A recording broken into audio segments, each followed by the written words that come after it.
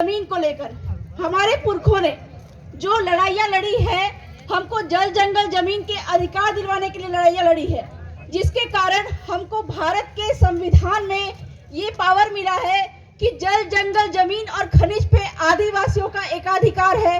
साथ ही साथ जो 5वीं अनुसूची के तहत आरक्षण की हम बात करते हैं कि यहाँ के सारे पदों पे सिर्फ और सिर्फ यहाँ के स्थानीय आदिवासी ही भर्ती होने चाहिए। तो आज मुझे बोला गया है मुख्यतः कि मैं जमीन की बातें करूं। जमीन को लेकर हमारे बाप दादाओं ने जो भी अधिकार हमको दिलवाए थे, उस अधिकारों पर जो भी सुप्रीम कोर्ट के जो सबसे बड़े कोर्ट के जजमेंट आए हैं और किस प्रकार से आदिवासी मालिक है, इस बात की जानकारी हम लोगों को दे। लेकिन जब हम बात करते हैं आरक्षण की, मुझे मना किया आरक्षण के बारे में, लेकिन मैं थोड़ा बहुत रखना चाहूंगी कि हमको जो जमीन मिली है वो हमको बाप के बाप के बाप के बाप से मिली है।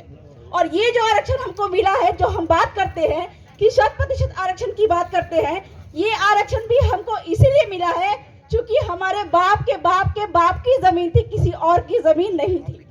तो इस प्रकार से 2013 और 2016 की अधिसूचना जो निकली है वो बिल्कुल ही असंवैधानिक है, क्योंकि 100% जमीन हमारी है।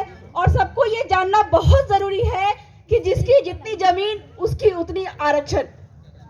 यहाँ पे प्रतापगढ़ की बात करूं, इतिहास से हम जाएंगे तो सिर्फ और सिर्फ आदिवासियों की ही जमीन थी। और वर्तमान के समय में जो जमीनें लोगों से छीनती जा रही है, हमारे आदिवासियों से छीनती जा रही है, जंगल, नदी, तालाब, खनिज जो छीनते जा रहे हैं और जो बाहरी लोगों को यहाँ पे बसाया जा रहा है, उससे क्या है कि हमारे जो आरक्षण पे भी प्रभाव पड़ा है। तो वर्ष 2012 में इसी बात को लेकर, चूंकि यहाँ पे 100% जमीनें जो है वो यहाँ के स्थानीय आदिवासियों की है, इसलिए हमको जो आरक्षण मिला है वो किसी भीख में नहीं मिला है। हमको जो आरक्षण इसलिए मिला है क्योंकि यहाँ पे हमारी 100% जमीन है। और अगर हमारा आरक्षण जो 100% का आरक्षण है, जो 5वीं अनुसूची के प्रावधान के अनुसार हमको जो आरक्षण प्राप्त है, ये आरक्षण हमको अगर नहीं मिलता है, या जो 2013 और 16 का जो अधिसूचना निकाली गई है गलत तरीके से, ये अगर रद्द नहीं किया जाता है तो इसके सबसे बड़े जिम्मेदार कलेक्टर महोदय होते हैं।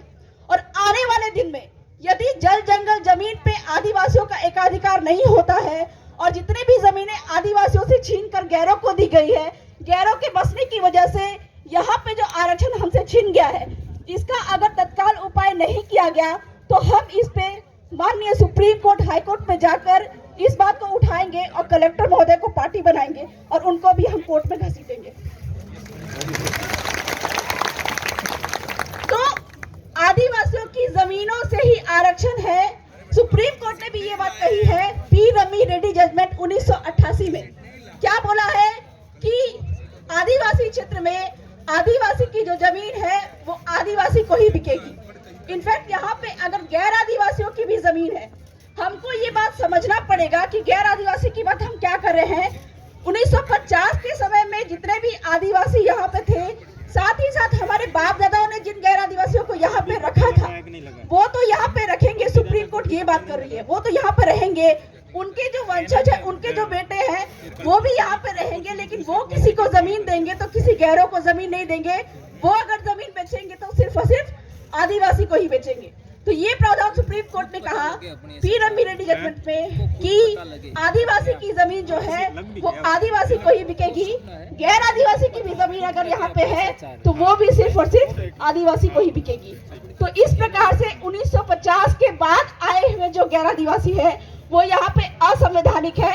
और इस प्रकार से बिना कलेक्टर महोदय की पूर्व मंजूरी के कोई भी गैर आदिवासी यहाँ पे जमीन नहीं ले सकता, कोई भी आदिवासी यहाँ पे जमीन नहीं ले सकता। क्योंकि आपका जो जमीन का जो कानून है, राजस्थान टेनेंसी एक्ट 1955, उसमें भी ये बात साफ साफ लिखा हुआ है कि आदिवासी की जमीन आदिवासी को ही बिकेगी और एससी की जमीन जो है वो एससी को बिकेगी। और ये जो जमीनें जब बिकेगी तो बिना कलेक्टर की पूर्व मंजूरी के जमीनें नहीं बिकेंगी। इस प्रकार से यहाँ पे कोई भी आदिवासी जमीन खरीदता है, गैर आदिवासी जमीन खरीदता है, तो उसके सबसे बड़े जिम्मेदार कलेक्टर महोदय होते हैं।